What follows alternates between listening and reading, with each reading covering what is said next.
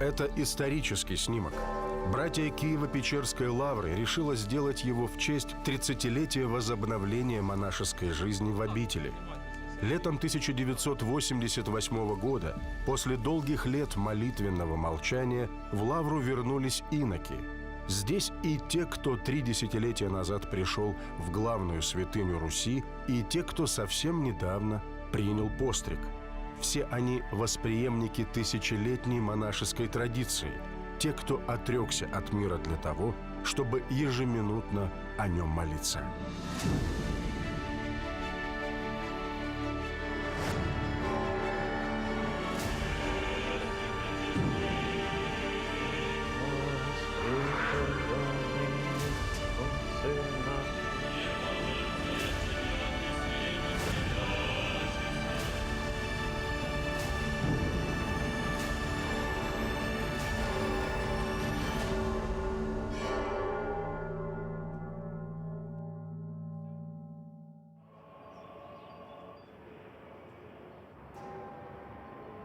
Отец Аврамий, старейший монах Киево-Печерской лавры.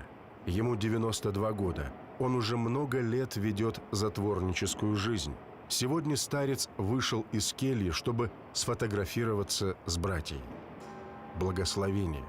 С него в монастыре начинается любое дело. Даже лаврские монахи считают милостью благословение отца Аврамия, а для обычных прихожан встреча со старцем сродни чуду. Помолитесь, чтобы ничего не получилось, а плохого, только хорошего. Помогай, Боже, только хорошего. Все, что вы увидите, снято нами по благословению старца, наместника и братьев Киево-Печерской лавры. Многое из этого обычно скрыто от посторонних глаз. Уникальные эпизоды из жизни монастыря, монашеский постриг, братская трапеза, послушание. Мы пройдем тайными коридорами лаврских пещер, куда уже много лет не ступала нога паломника. Это единственная в мире обитель, где почивают мощи 120 святых. Угодников, которые жили здесь много столетий назад, а их тела чудесным образом остались нетленными. С этой обители началась история всего монашества на Руси 1000 лет назад.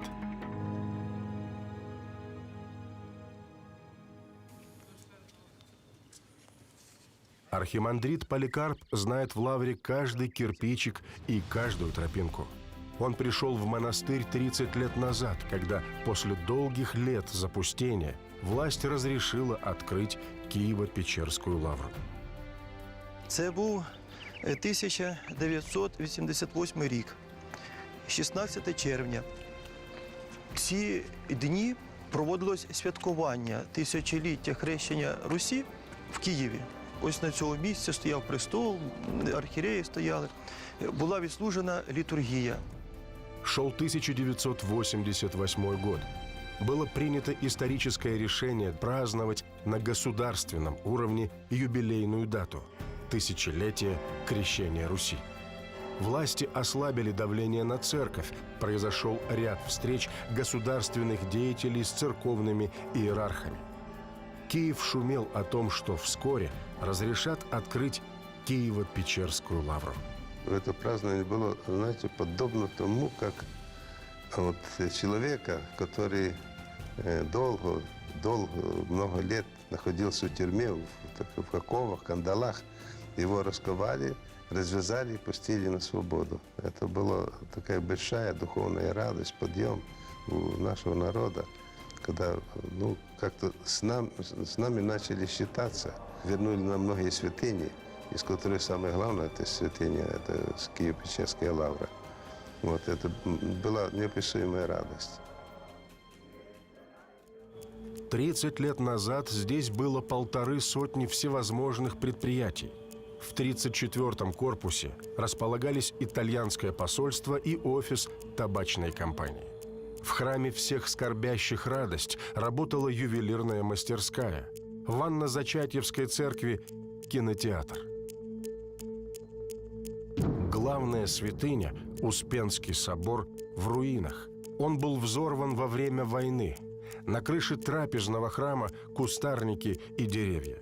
Многие корпуса обители в запустении, но верующие киевляне радовались, что в этих развалинах им наконец-то разрешили молиться. На первый молебен 16 июня 1988 года пришло несколько тысяч людей. Вскоре часть корпусов и храмов Киево-Печерской лавры государство официально передало в собственность православной церкви. В монастырь вернулись 4 монахов и пришли несколько послушников. Один из них – будущий монах Поликарп. Ему было тогда 17 лет. Молодого послушника видно на этих кадрах. Вот он, стоит у стены. Все лето 1988 года монахи бесконечно убирали территорию монастыря. Вывозили тонны мусора, белили стены, ухаживали за мощами преподобных, писали иконы, собирали по крупицам старинные лаврские ноты.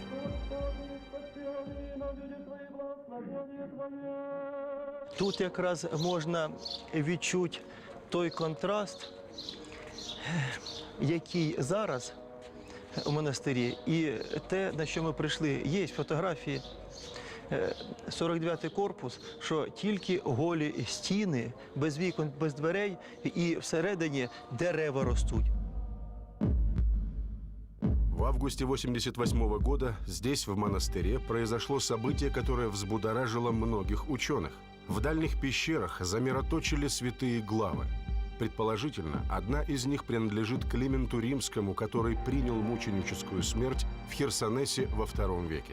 Впоследствии в Киев эту святыню привез святой равноапостольный князь Владимир. Кому принадлежат остальные главы, неизвестно. Начиная с XIV века передаются вот эти мироточивые главы. Они, к сожалению, не подписаны. Кому, каким святым они принадлежат, мы не знаем. Но признак того, что это частицы, скажем так, мощей, части мощей святых людей, этим признаком является их мироточение. Из них исходит такое особое масло мира, которое мы называем. Когда главы вдруг обильно замироточили, монахи говорили: святые отцы радуются, что в обители снова звучит молитва.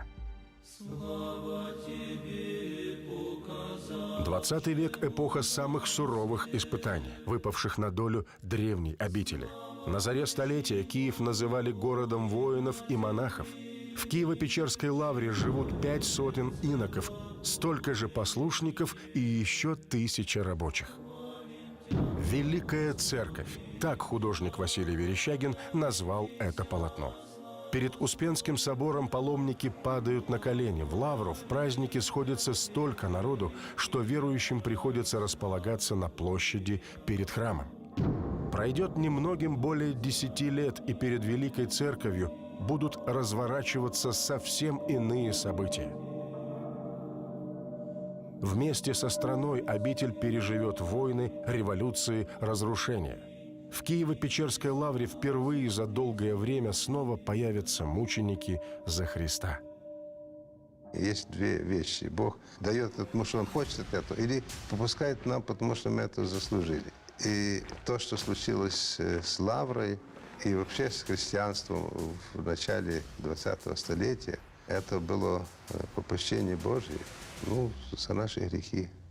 К сожалению, это правда.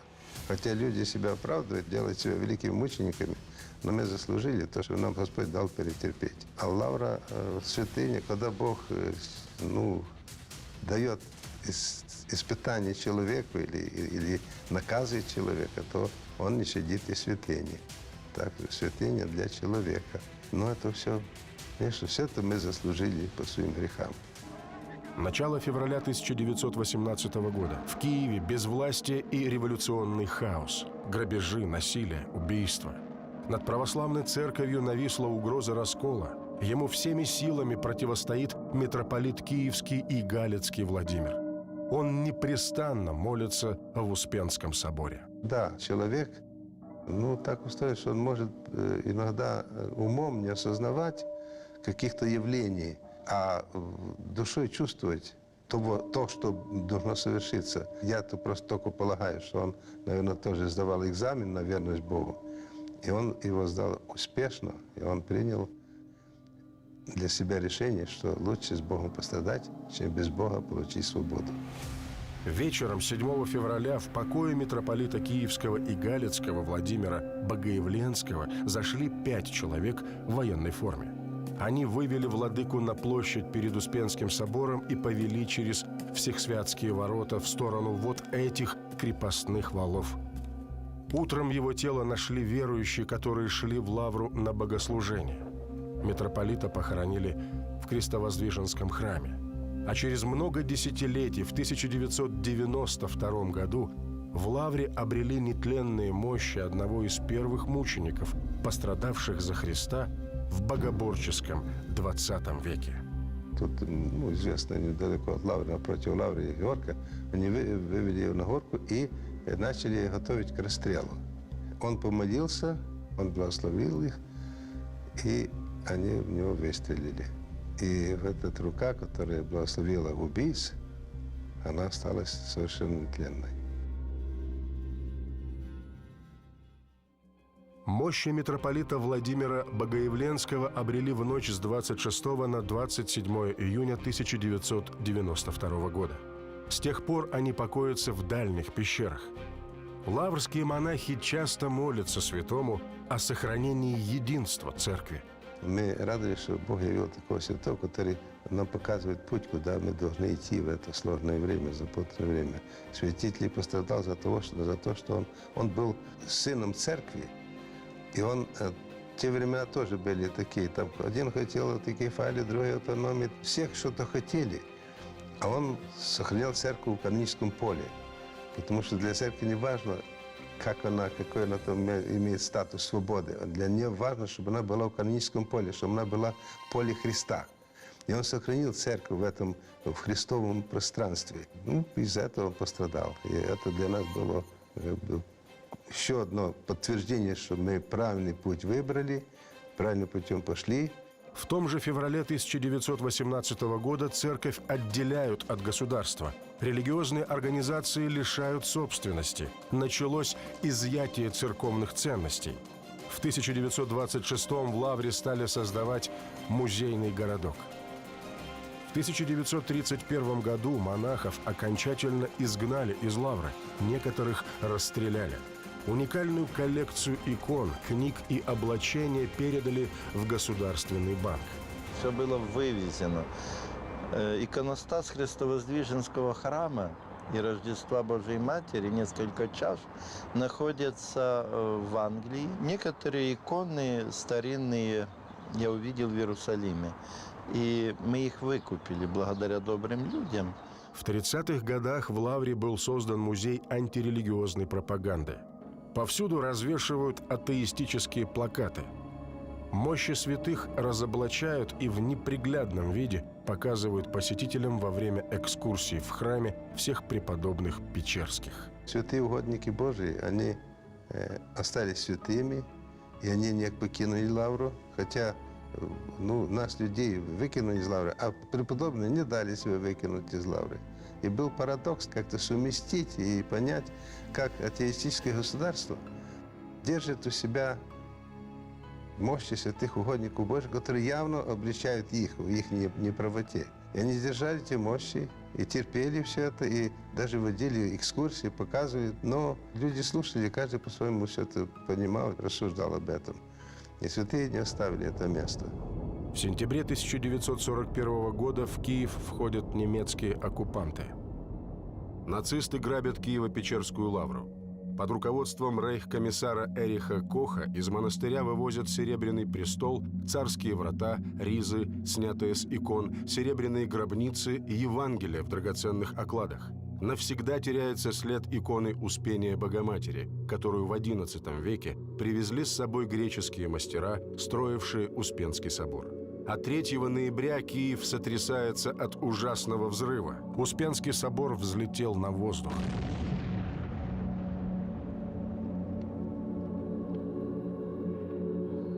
Но в годы оккупации монастырь действовал. Нацисты разрешили монахам вернуться. У немцев не было планов сохранять религию на захваченной территории. Они просто заигрывали с верующими, рассчитывали, что церковь, уничтожаемая богоборческим советским государством, станет союзницей оккупантов. Немцам нужно было показать, что они совсем не такие, как Советы. Следовательно, они объявили, что разрешают церковь. Но вопреки планам гитлеровцев, церковь не стала опорой нацистского режима. Вернувшиеся в обитель монахи не служили захватчикам, они служили Богу и людям. Фашисты за 2 года оккупации уничтожили в Киеве десятки священников. После освобождения Киева от немецко-фашистских захватчиков в Лавре продолжалась монашеская жизнь, вплоть до 1961 года. Отцу Авраамию 92. Он принял постриг в Лавре в середине 50-х. Я только приехал уже в 53-му году на Феодосія Печерського. Насельники были, насельники были в основном, это старые монахи, которые заключение попускали. Все с тюрьмы. Первейший это был Кукша такой, знаменитый. В послевоенные годы к лаврским подвижникам шел нескончаемый поток верующих. Все это прекратилось с началом хрущевских гонений на церковь в 1961 году. На Пасху в Крестовоздвиженской церкви Киево-Печерской лавры более 1000 человек стояли всеночную там во дворе. Вот там вот, представьте, это сколько людей набилось. С этим надо что-то делать. То есть начинается, тут они уже опомнились, это мы слишком много свободы дали церкви. И начинается постепенное, опять же, давление на церковь, гонение. Придумывали дела, нападения монаха на фотокорреспондента газеты «Прапор коммунизму», сколько будем терпеть хулиганов в рясах. И в конечном итоге, по распоряжению центральных властей, в 1961 году монастырь закрывается. Вызвали в милицию, в отделение, все. Паспорт белый, где был, где жил, и все, чтобы 3 дня, чтобы уже не было. И все. Доложил владыка, ну что он скажет? Власть. С тех пор в Киево-Печерской лавре наступило молитвенное молчание на целых 27 лет.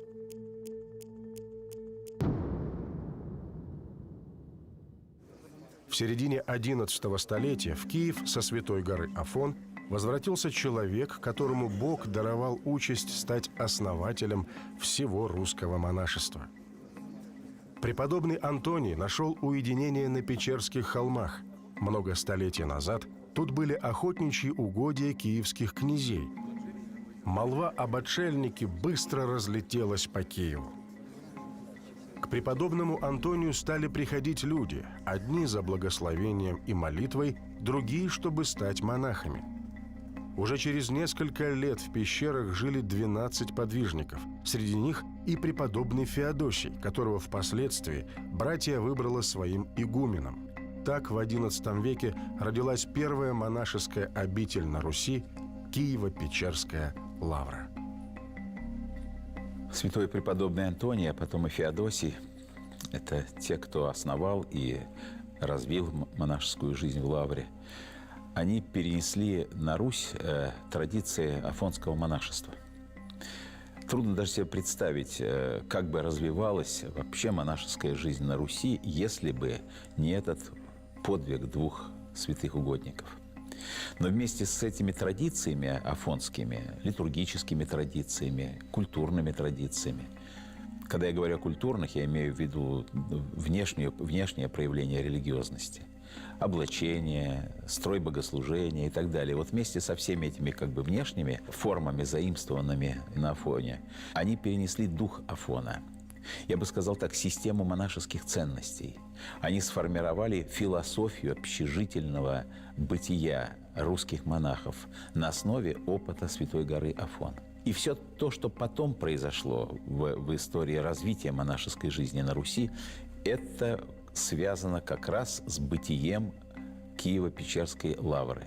Она являлась примером, она являлась флагманом, можно сказать, развития всей монашеской жизни, и поэтому ее значение историческое трудно переоценить, потому что она продолжает те великие традиции, которые были восприняты святыми преподобными Антонием и Феодосием, продолжает их удивительно достойно, и уже применительно к вызовам нашего времени она осуществляет дерзновенно, мудро и благочестиво свое служение на благо всего русского православия.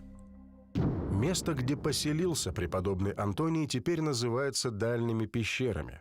Общая длина подземелий 300 метров. Они находятся на глубине от 15 до 30 метров. Здесь расположены 3 древних церкви – Благовещения Пресвятой Богородицы, Рождества Христова и преподобного Феодосия. Здесь же покоятся мощи 47 преподобных печерских отцов, монахов, которые в разные времена жили, молились и трудились в обители. Сохранилась и келья преподобного Феодосия. В XVII веке ее расширили. При жизни подвижника она была более скромных размеров. И вот в таких условиях наши преподобные отцы проводили фактически всю свою жизнь. Спали на камне без одеяла. Для них одеялом и подушкой служила их монашеская мантия. В Великий пост на 40 дней Феодосий затворялся в своей келье, вход в которую засыпали землей. С собой старец брал только немного хлеба. Братья питалась фактически только хлебом, растительной пищей, и причем кто-то мог раз в день покушать, кто-то раз в 3 дня. Каждый сам на себя накладывал определенный подвиг. Братьев становилось больше. Монастырь разросся, вышел из-под земли. Монахи построили храмы и кельи, в пещерах остались только затворники. Подземелья превратились в монашеские погребения. По афонской традиции тела братьев, которые отошли ко Господу, заворачивали в мантии и оставляли в специальных нишах пещер. За всю историю обители здесь обрели мощи 120 преподобных. Они почивают в ближних и дальних пещерах. Преподобный, то есть максимально подобный Богу. То есть своей жизнью, своими аскетическими усилиями над самим собой, своей борьбой со страстями, со своими грехами, даже со своими греховными мыслями, преподобные достигали такого, если можно выразиться, опять же, современным языком, уровня святости, который максимально их близко приближал к Богу в духовном плане, в значении. Вид лаврских подземелий существенно изменился в 17 столетии. Тогда в Киево-Печерский монастырь началось массовое паломничество верующих. Святитель Петр Могила распорядился во избежание обвалов земли древние ходы расширить, обложить кирпичом, а пол выложить чугунными плитами. В первозданном виде сохранился только один древний ход. Вот, собственно, мы с вами подошли к так называемым варяжским пещерам, которые будоражат умы историков, археологов и верующих людей. Это пещеры, которые сохранены в первозданном виде, в том виде, в котором, в принципе, начинали подвязаться наши преподобные отцы, в том числе преподобный Антоний, основатель монастыря. Уже десятки лет сюда не ступала нога паломника. Это место намеренно скрывают от посторонних глаз. Варяжские пещеры появились задолго до основания Киево-Печерской лавры. Легенда гласит, что здесь прятали сокровища разбойники, которые грабили суда, шедшие по Днепру из Варяг в Греки. Отсюда и название подземелий. Некоторые историки предполагают, уже в VI-VII веках здесь скрывались первые христиане на Руси, и даже считают, что преподобный Антоний, когда пришел в Киев со святой горы Афон, поселился именно в Варяжских пещерах. Позже, в XIII столетии, они служили укрытием для киевлян во время монголо-татарского нашествия. В самых варяжских пещерах очень в определенных участках были найдены очень много останков людей, что говорит, подтверждает эту версию ученых, что там люди, даже киевляне, прибегали прятаться в пещеры, потому что тогда Киев находился в отдаленности от самого монастыря. Древние проходы мало исследованы. Известно, что их протяженность около 200 метров. Под землей всегда высокая влажность и температура воздуха около 14 градусов. Здесь все остается нетронутым многие сотни лет. Есть в дальних пещерах место, куда старается попасть каждый паломник. Тут, начиная с XIV столетия, хранят мироточивые главы.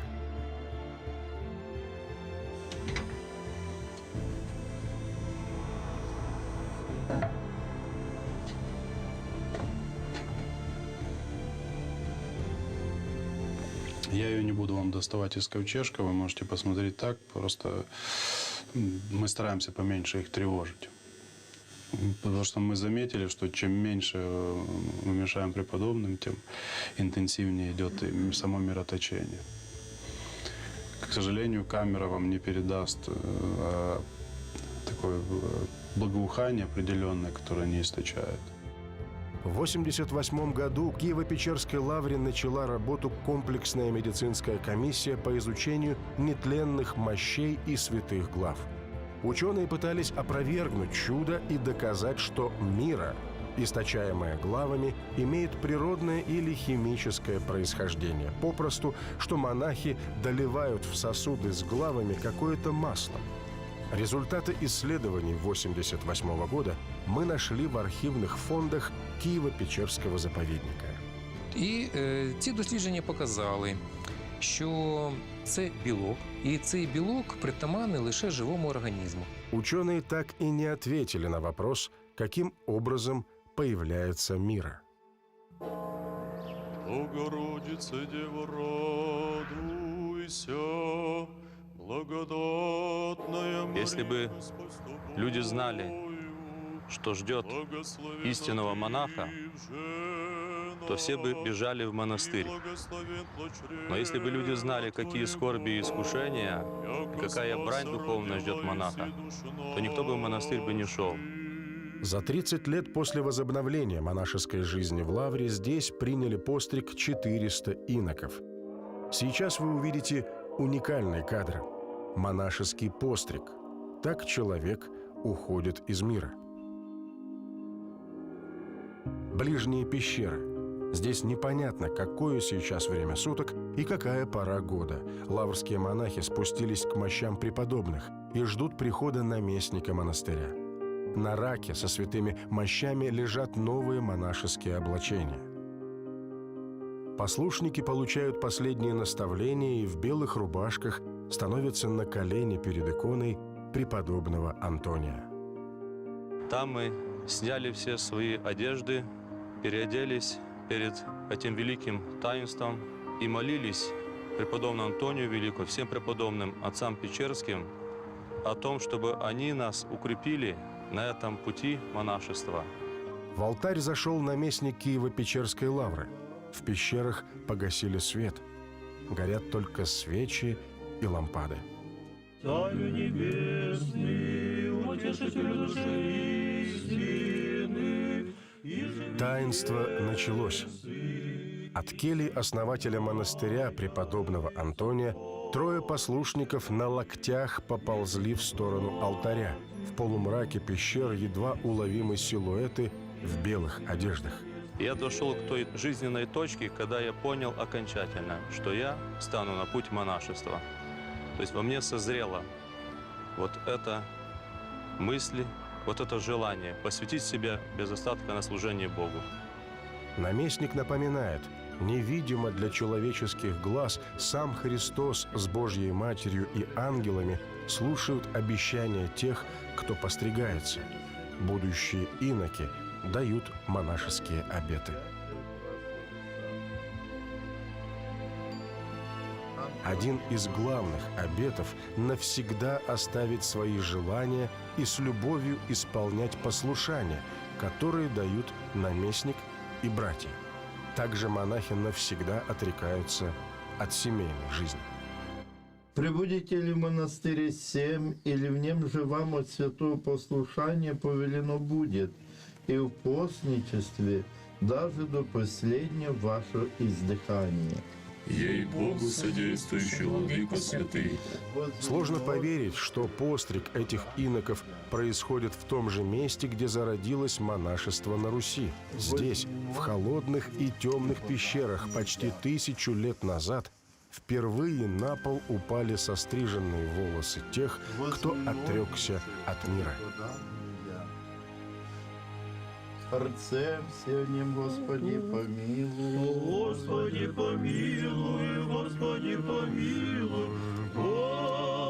Брат наш Ионикий посрезает волосы главы своя в знамени отрицания мира, и всех я же в мире, и во отвержении своя воли, и всех плотских похотей, во имя Отца и Сына и Святого Духа, Отцем всем, Господи, помилуй. Было ощущение, что все преподобные тут реально с нами ликуют, молятся, что я грешный вписан в эту родословную всех преподобных отцов Киево-Печерских, которые угодили своими подвигами на этом святом месте. Всего лишь миг, и все прошлое перечеркнуто. Впереди новая жизнь с новым именем, которое монах впервые слышит во время пострига. В Киево-Печерской лавре братьев называют в честь преподобных отцов Печерских, тех, кто стоял у истоков монастыря. Ваши сегодня имена, которые не я дал, а сама Божья Матерь дала вам эти имена и дала возможность, чтобы вы, живя в этом мире, имели небесных покровителей и подражали Ему. Для меня это было особой радостью, когда владыка-наместник меня постригал и назвал меня в честь такого великого угодника Божия, недавно прославленного святителя Ионикия, митрополита Киевского и Галицкого.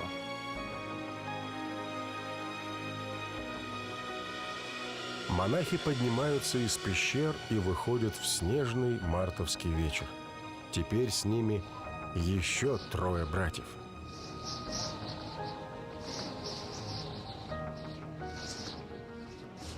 Если не будет монашества, погибнет мир. Ведь мир на чем держится? На молитвенниках. А, как правило, эти молитвенники из монашеской среды, потому что человек в миру, ему нет возможности молиться. Он живет в суете постоянной. А монахи на то и посвящают свою жизнь, чтобы постоянно пребывать в молитве, постоянно молиться Богу о мире во всем мире. Яко спаса родила иси душ наших. Царю небесный, утешителю души истины, же везде вся исполняй, сокровища благих и жизни подателю, приди и вселися в неочистенные всякие скверны. Испокон веков лаврское братье трудилось, ухаживали за огородами и животными, готовили трапезу, пекли хлеб, занимались пчеловодством, писали иконы, шили облачения. Спустя 1000 лет в монастырском укладе ничего не изменилось. Сама Божья Матерь, она здесь игуменя, хозяйка, она назначает, кого куда назначить на послушание. Порой даже нам даже и не ясно, почему так получается, но вот по промыслу Божьему мы оказываемся там или там. И зимой, и летом окна в этой комнате загораются еще задолго до рассвета. В 3 часа ночи здесь уже начинается работа. По старинному лаврскому рецепту монахи замешивают тесто. Все святые, молите Бога о нас. Тесто состоит из пшеницы высшего сорта, дрожжей, воды и соли. Ну и непосредственно молитвы, при которой делается сам замес. Братья готовятся выпекать просфоры, особенный хлеб, предназначенный для богослужения. Во время литургии большие просфоры станут телом Христовым, а маленькие разберут верующие, чтобы есть их утром натощак, запивая святой водой. Монастырь как пчелиная семья, где каждый постоянно занят своим делом. Здесь не привыкли опаздывать или тратить время на пустые разговоры. Послушание выполняют быстро и качественно. Поэтому 8000 просфор братья может сделать всего за час. В просфорне звучит беспрерывная молитва. Ее слова короткие, их произносят вслух по очереди. Все наши печерские, молите Бога о нас. Больше воска добавь. Опустил. С Божьей помощью запустили. Монахи радуются. Станок удалось запустить без порывов нити. Чтобы такого не было, здесь тоже никогда не прекращается молитва о помощи в труде. У нас в лавре два таких духовных послушания. Это просфорня и свечное. То есть просфорня на первом месте, потому что там сделается святой хлеб. Ну, точно так и свечное производство тоже святое, потому что оно изначально, вот эти два послушания, не всегда были в монастырях. Как и столетия назад, в Киево-Печерской лавре используют только натуральный воск, чистый, без примесей. Сюда загружаем воск. Здесь он переплавляется, отстаивается. Вот. И в бане свечи набирают. То есть получается от маленького до большого. Здесь, получается, она уже на третьей части барабана охлаждается. Вот, и становится уже немножко кристаллической. И когда проходит уже нарезку, она уже почти холодная. Режется.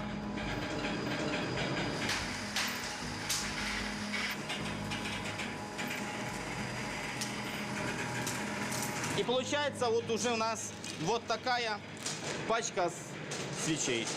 Вся лаврская выпечка выпекается здесь. Изделия попадают на братскую трапезу. Тесто замешивают машиной, кладут в него исключительно натуральные продукты.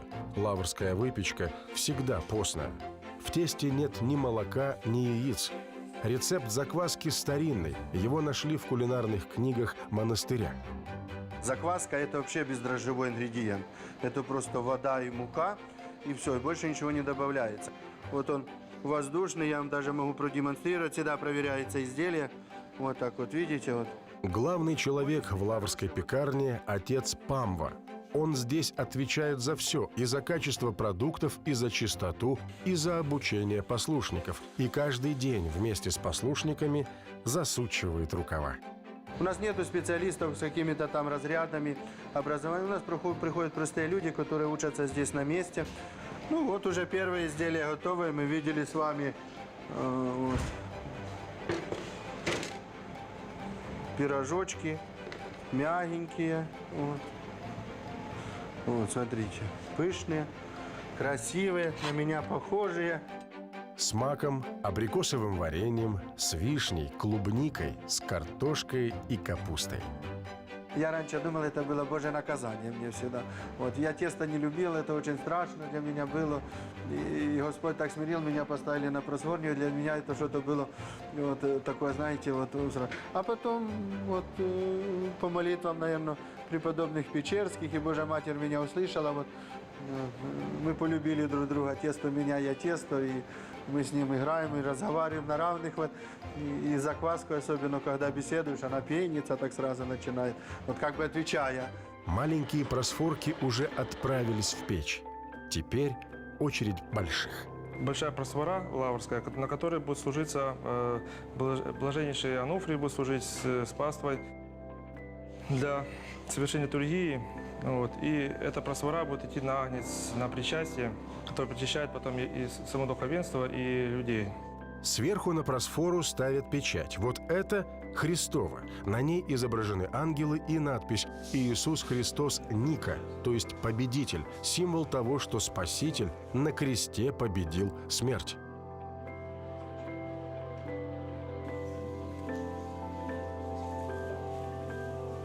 После молитвы на утренней службе братья собираются на трапезу.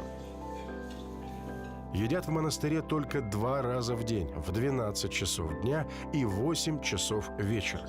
Блюда всегда простые. Сегодня, например, овощной суп, картошка, соленье, запеченная тыква, а на десерт узвар с плюшкой. Братья рыбу и молочные продукты есть только по праздникам. Трапеза длится не более 15 минут. Во время приема пищи монахи не разговаривают, слушают жития святых. Скоро прозвенит звонок, и это значит, что трапеза должна закончиться. Богу нашему слава всегда ныне и присно веки веков. По преданию, в XI столетии, когда в пещерный монастырь, основанный Антонием, стали приходить новые и новые подвижники, сам преподобный нашел другое место для уединения. Так появились Ближние или Антониевы пещеры.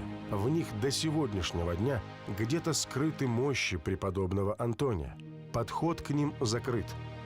По преданию, сам основатель Киево-Печерской лавры запретил монахам обретать его нетленное тело. Когда настал его час отойти ко Господу, преподобный Антоний зашел в углубление в пещере, и за ним обвалился земляной свод. Ближние пещеры состоят из 3 улиц, связанных между собой переходами.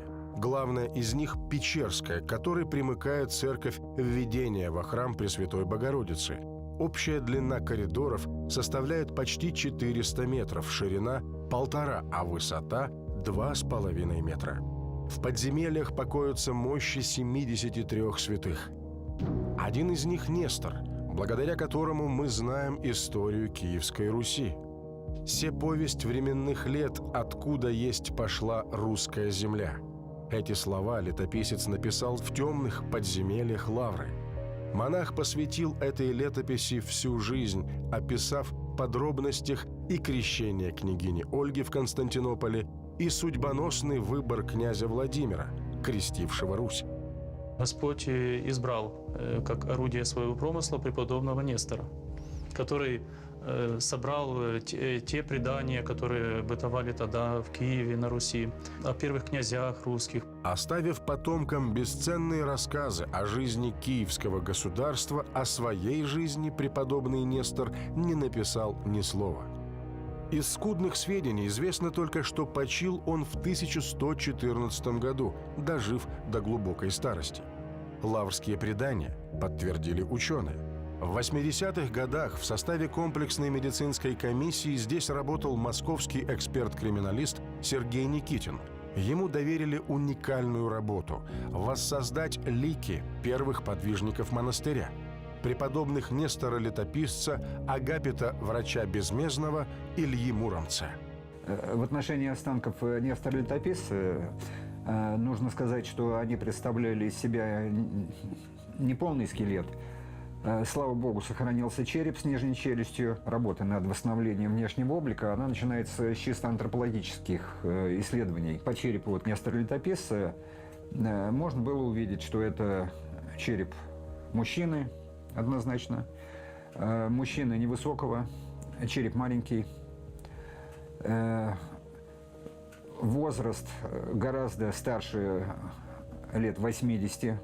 Научное подтверждение монастырских преданий получила и история преподобного Ильи Муромца, того самого былинного богатыря, который перед тем, как совершить свои подвиги, 30 лет пролежал на печи.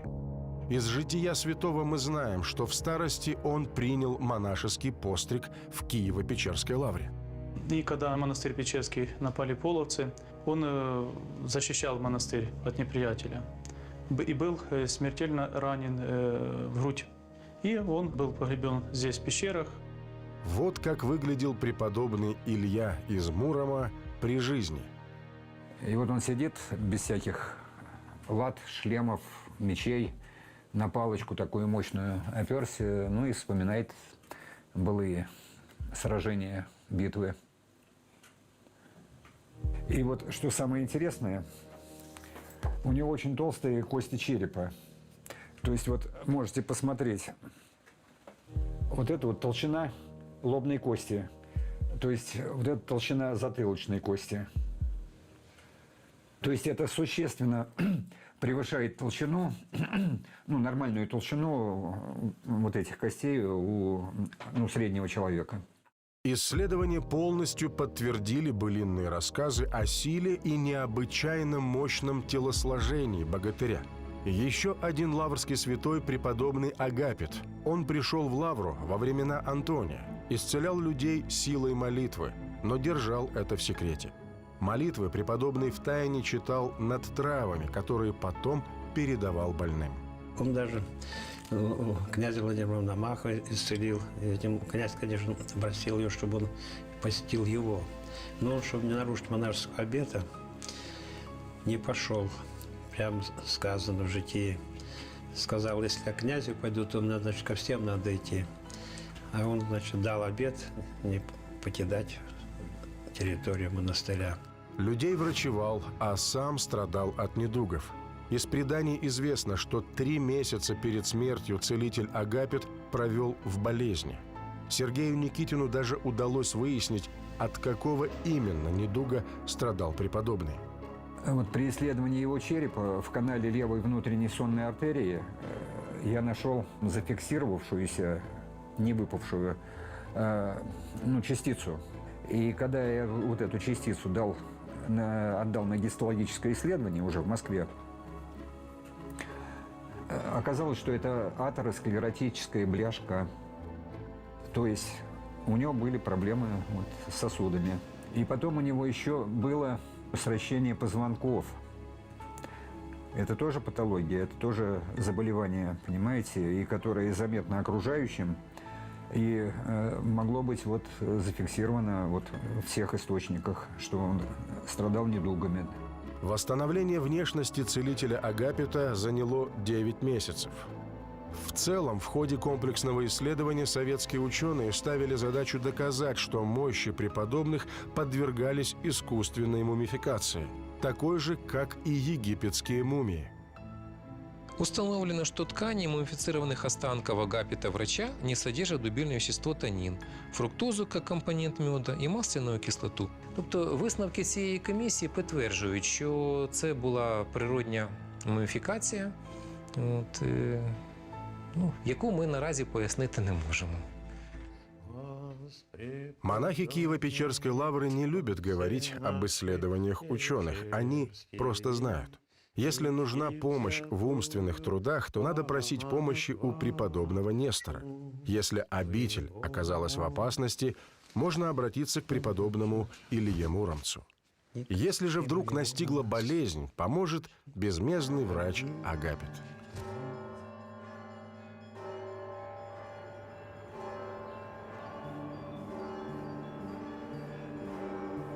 Ее звон слышно за десятки верст, ее саму видно за 3 дня до того, как придешь в Киев. Так в XIX веке писали паломники о Большой Лаврской колокольне.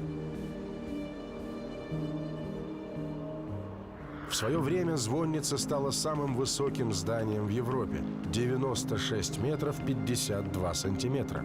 Фундамент глубиной в 7 метров, диаметр основания – 28 метров 80 сантиметров.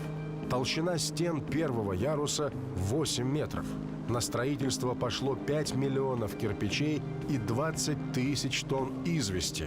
На покрытие купола – 3,5 килограмма сусального золота. А началась эта история почти 300 лет назад. В начале 18-го столетия монастырь пережил очередную трагедию. По территории Верхней Лавры пронесся пожар, который уничтожил почти все строения. Остались стены Великой Печерской церкви Успенского собора, осталась более-менее уцелевшая Троицкая надвратная церковь, кельи многие, трапезная и другое, и типография, которая стояла за Успенским собором. Все это сгорело, и пришлось это все восстанавливать. Благодаря этому восстановлению, вот такому одновременному, мы имеем архитектурный ансамбль единого фактически во времени, единого стиля. Это украинская барокко. В центре этого ансамбля Большая Лаврская колокольня. За этот грандиозный проект рискнул взяться немец, архитектор с мировым именем Иоганн Шедель. Амбициозная идея в городе, откуда пошла русская земля, построить самую высокую колокольню не только в Российской империи, но и в Европе. Зодчий опрометчиво пообещал, что закончит работы через 3 года. В итоге строительство затянулось на целых 14 лет и поглотило все денежные запасы монастыря. Вот редкий документ. Расписка архитектора Шеделя о расчете с ним. 1745 год. Декабрь. Принял от казначея Киево-Печерские лавры иеросхимонаха отца Павла за колокольного строения труды, остаточные и надлежащие за 1 год, то есть с 1743 сентября с 1 числа по 1744 год сентября. Оная колокольня сделана из казны Киево-Печерские лавры. Денег 400 рублей. Внизу архитектор написал на немецком: «Тебя, величавое творение, созданное моим воображением и энергией, встретят торжественно потомки». Это было последнее жалование, полученное архитектором. Он скончался в Киеве через 8 лет в полной нищете, но имя зодчего навеки вошло в историю. Уже 18-й год я регулярно поднимаюсь на Великую Лаврскую звонницу для того, чтобы перед началом службы возвестить богослужение.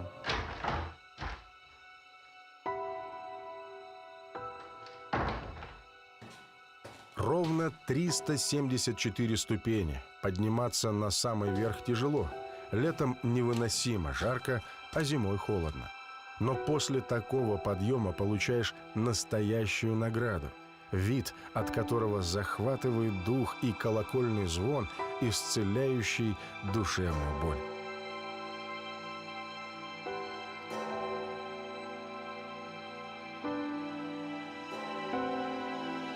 Я благодарен Богу, Божьей Матери, преподобным Печерским, которые дали мне эту возможность.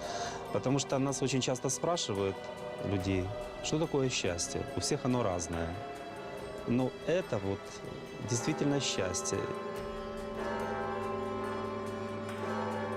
Шедель когда-то обещал, что колокольня выстоит во многих житейских бурях, и оказался прав. Она пережила и безбожное время, и войну, когда на территории Киево-Печерской лавры гремели взрывы. Ее минировали. Ее пытались взорвать, но спасибо преподобным, Матери Божьей, что она выстояла.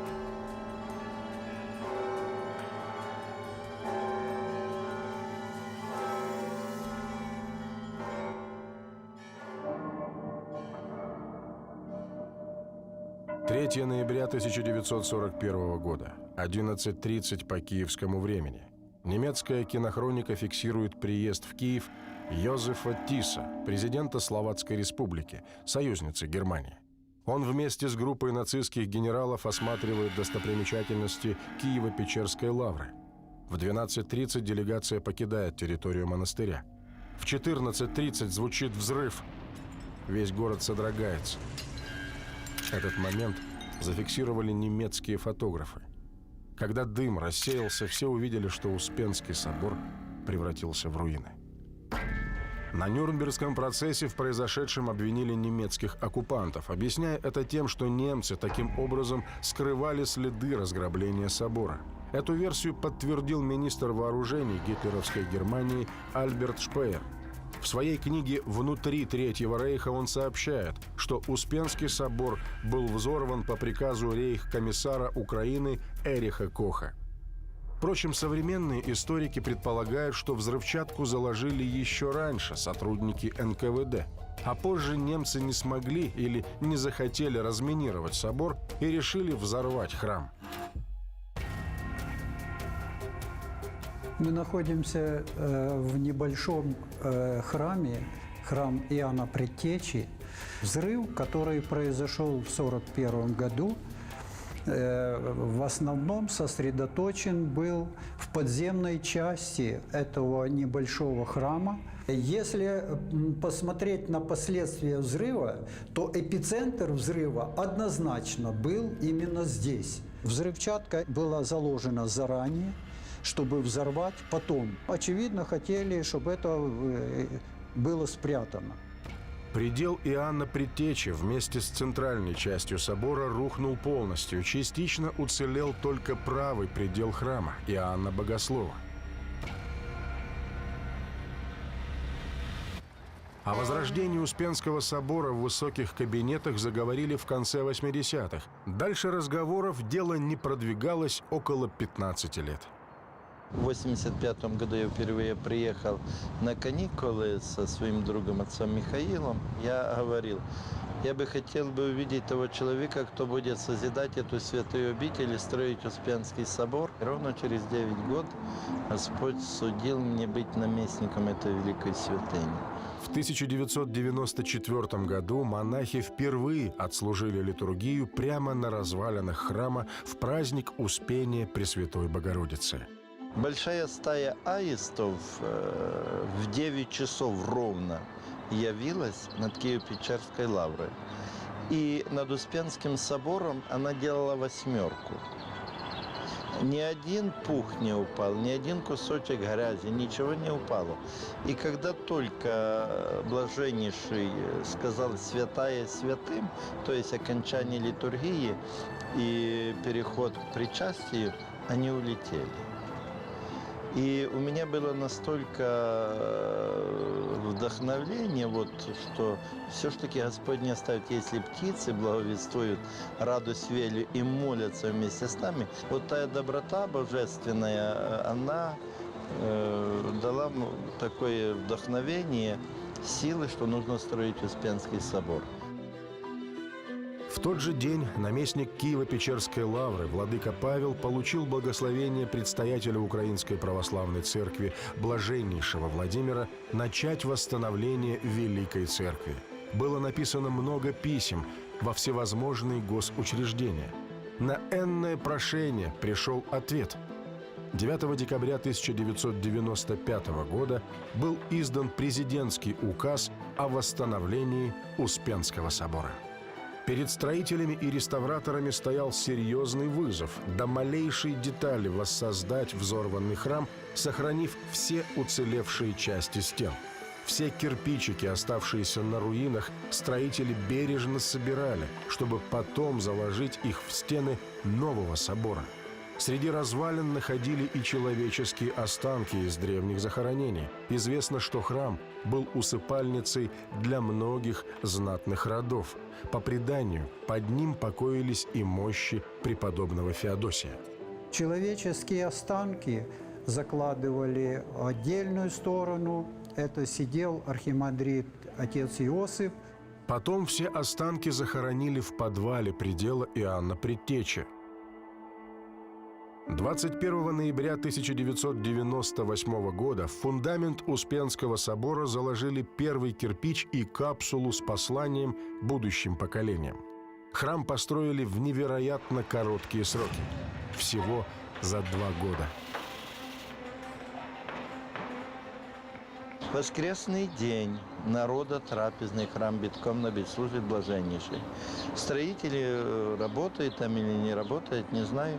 И срывается 100-метровый кран, верхние колеса поднимаются и летит на трапезный храм. Падает, если, не дай Бог, упал на трапезный храм, это 5000 покойников, по-видимому, потому что храм бы завалился бы сразу весь. Ну и все бы сказали, вот какие грешники, потому что Господь накрыл. И когда уже должен кран лететь, останавливается и потихонечку невидимой силой начинает выравниваться. Вот такие чудеса до сегодняшнего дня совершаются в Лавре и будут совершаться до последнего времени. Центральную часть Великой Церкви украсили росписями и установили иконостас высотой 23 метра. В октябре 1999 года устанавливали главный крест на купол Успенского собора. И такой ветер, просто невозможно было поднять купола. Я говорю, ваше блаженство, сейчас Господь устроит. Только коснется сам крест гнезда, и ветер утихнет. А Блаженнейший мне так говорит: ваша вера, а мое благословение. И действительно, только прикоснулись к крестом вот этого места, где должен стоять крест, и ветер утих. По преданию, в XI веке 12 греческим зодчим сама Пресвятая Богородица сказала: «Хочу жить в граде Киеве и хочу, чтобы вы построили во имя мое святую церковь». Мастера исполнили ее волю, а после приняли монашеский постриг. Их мощи до наших дней хранятся в ближних пещерах. Я благодарю Бога, что Господь вам и нам дал страницу бытия, человечества, истории нашей страны, быть созидателями, быть творцами этой истории.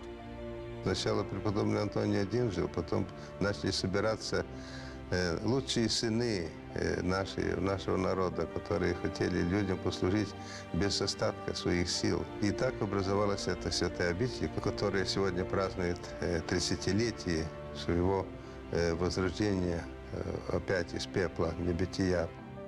Причина того, что Киев стал Киевом, и он именно на этом месте, как бы вырос такой город.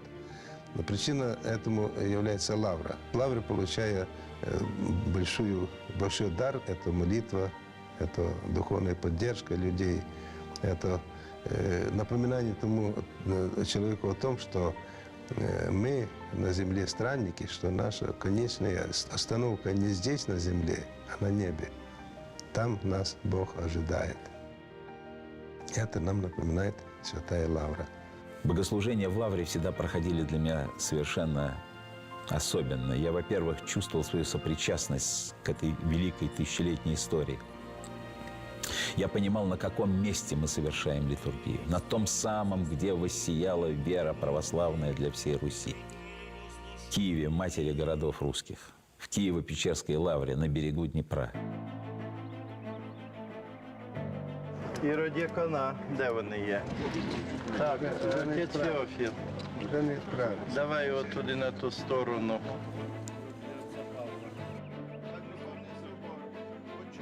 Митрополит Павел отдает последние указания.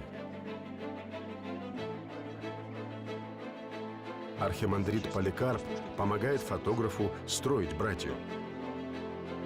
Вот Ионикий, недавно принявший постриг. Блюститель дальних пещер Дамиан, блюститель ближних пещер Иеремия, на самом почетном месте духовник Киево-Печерской лавры старец Аврамий.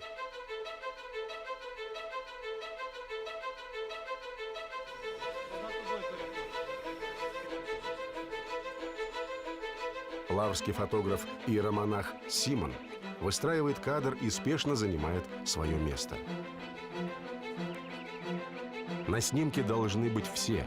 Редчайший случай. Все 210 братьев оставили свои дела и собрались вместе, чтобы сделать эту фотографию. Площадь перед Успенским собором, рядом с Большой Лаврской колокольней. Здесь вся тысячелетняя история древнерусского монашества. То, что происходило с Киево-Печерской лаврой, всегда отражало судьбу народа. В жизни обители было уже все. Монастырь пытались уничтожить, на него нападали, грабили, жгли, взрывали, монахов выгоняли и убивали, святыню даже отбирали у православной церкви. Но Господь когда-то сказал своим ученикам, что Церковь Христову никогда не одолеют врата ада. Лаврское братья знает, это святая земля под особой защитой своих строгих отцов, всех преподобных Печерских, и под покровом Богородицы.